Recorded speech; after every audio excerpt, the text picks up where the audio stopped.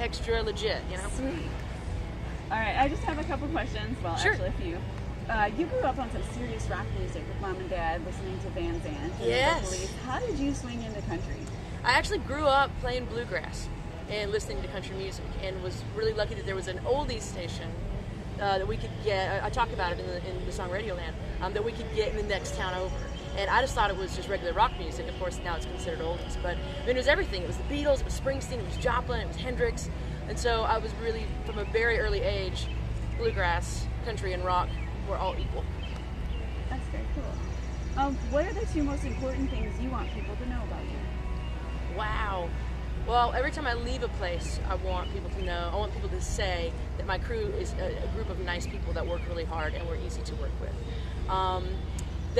You know what, I want them to know that all my tattoos have stories. I didn't just randomly go and spin a wheel and get tattoos. I'm being told now by, you know, the comment sections and everything, oh, it's way too many tattoos for country music, and I think that's hilarious. So, yeah, it's you can be country and have tattoos.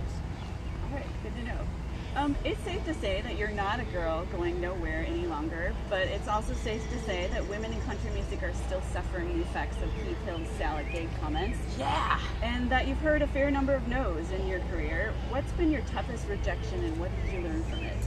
My toughest rejection was there was a writer in town. I was playing a writer's night that was his, and he was opening a publishing company.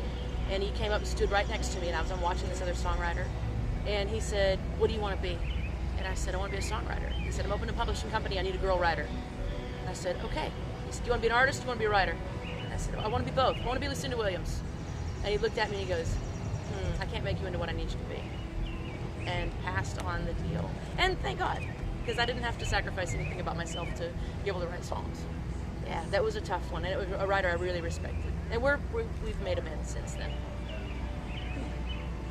What do you say to people who think that country music is dying or needs saving?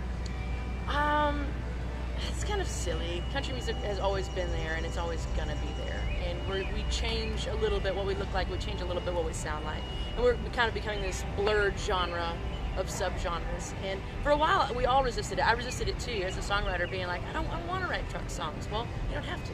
We build a bigger table, we make room for everybody. Because even though we're considered on the rock side of things, the way we do country music wouldn't have as much impact if there wasn't pop country, if there wasn't bare bones roots country too. So I think it's all really important. It's not dying. It's not going to go anywhere. It's just going to change what it looks like and sounds like. Who makes you fangirl and who are your influences?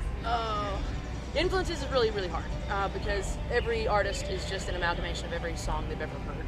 But I always reach for things like, I grew up listening to Patti Loveless, Pam Tillis, Trisha Yearwood, Mark Chestnut, Alan Jackson. Like, that was a really good time in country music. But then also, like, Bruce Springsteen and Lucinda Williams, huge influence, Winona Judd. Who makes me fangirl? I cried in April when I got to meet Reba McEntire. And I fangirl out every time I see Winona, too, even though she's so approachable and so sweet. And Reba was, too. And I shook her hand, and I was all shaky. And she said, "Oh, I was wondering when I was going to meet you." And I said, "Don't you dare introduce yourself right now." And so I stood there, and I say the most awkward things when I get nervous. And so we were at dinner, and she was like a couple tables over. The words come out of my mouth, "I don't mean to bother you while your snout's in the trough. I just wanted to say hello." And then I was like, did I just say that? It was the most Arkansan thing I could have possibly done. But she took it really well. She was really nice to me. Cool. And last question. Your first headlining tour starts in September. Yeah. Congratulations. Thank you. What are your goals beyond the tour and what's next for you? During the tour, I have one goal.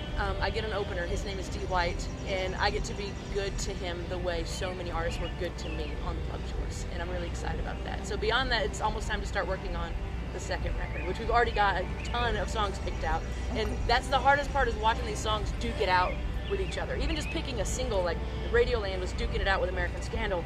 No matter what song wins, we're going to be excited about it, but it's a painful and really beautiful process. So I'm ready to get back in the studio with Jay. We cut this record in 2 days, Really? 2 nights, 2 full nights from about 6 p.m. to about 4 a.m. both times. And so I'm excited to, let's try 7 days and see what happens when we make a record that way. Yeah, that's so cool. That's all I've got. Cool. I'm totally fangirling right now. If it helps, Thank I'm always you. nervous. Thank you so much. No worries. Did you get everything you needed? Yeah.